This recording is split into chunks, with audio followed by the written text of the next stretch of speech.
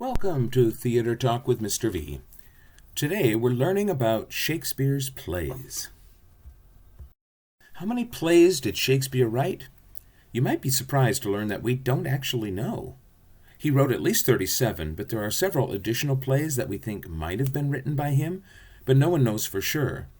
If you count the maybes, he wrote 40 plays, and they're not short. That's a lot of writing.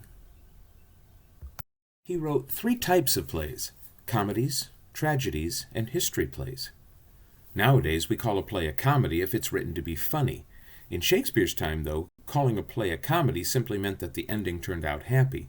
The play could have a lot of sad things happening in it, but if it turned out okay in the end, it was a comedy. A tragedy is the opposite. In a tragedy, the ending is sad. Usually people die. The 2 masks you see as a way to mean drama are named comedy and tragedy for this reason. The history plays are not written to be happy or sad. They're written to tell a part of the history of Britain, the country where Shakespeare lived. However, they don't try to be completely accurate. Shakespeare was paid in part by the person who was the king or the queen at the time, so he made sure that the history plays made those kings and queens look good. For example, in the play called Richard III, that king is portrayed as being evil, really evil. That's because a couple of hundred years before, that king was killed by someone from a different family who then took over being the king, and the people from that family were still the king or queen in Shakespeare's time. So Shakespeare wanted to suggest that it was a good thing that the current royal family got rid of that other king a couple of hundred years ago because he was so bad. However, there really isn't any evidence that Richard III was such a bad king. Here are some of Shakespeare's comedies: As You Like It, The Merchant of Venice, The Merry Wives of Windsor, Much Ado About Nothing, and A Midsummer Night's Dream. The tragedies include Hamlet, King Lear, Romeo and Juliet, and Macbeth. The history plays focus on a series of kings and what they did. They include Henry V, Richard III, and so on. If you decide to read a Shakespeare play, you're going to be in for a big challenge: the language. He did write in English, but the way people talked 600 years ago was very different from how we talk today. A lot of words had different meanings or were spoken in a different order.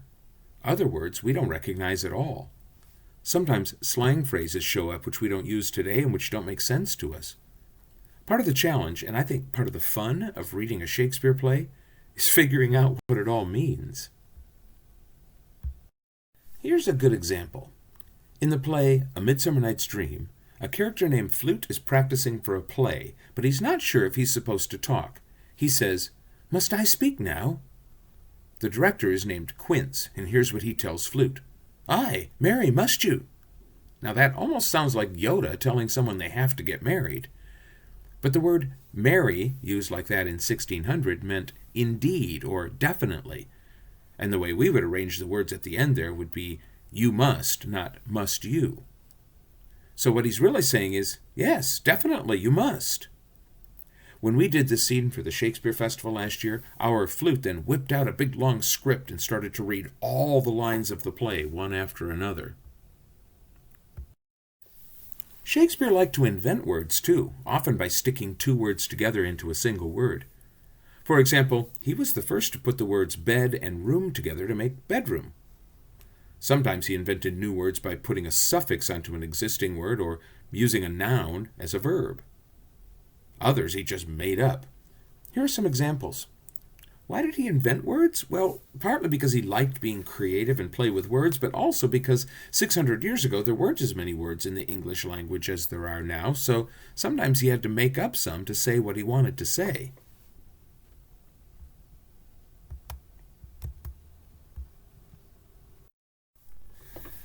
So here's an activity I want you to do. Try reading some lines from Shakespeare.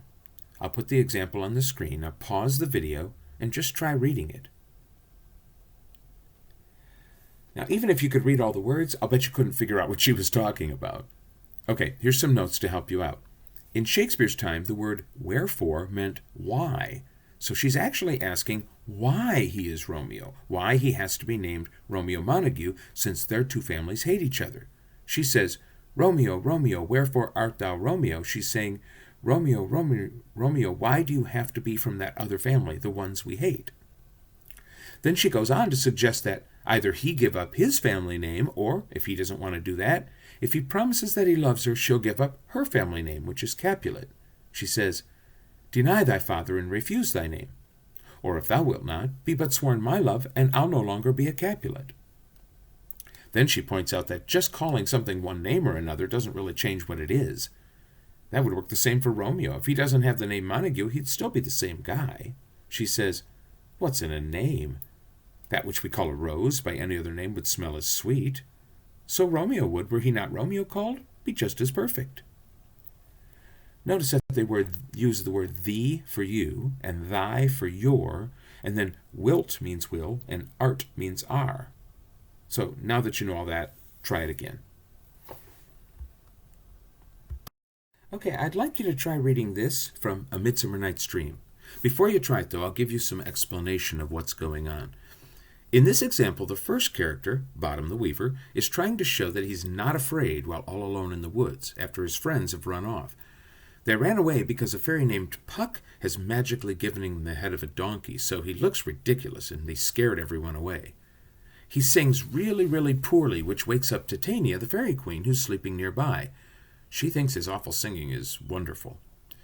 Oh, just to help you out, in the first line, that word that starts with a K is pronounced knavery. It means trickery.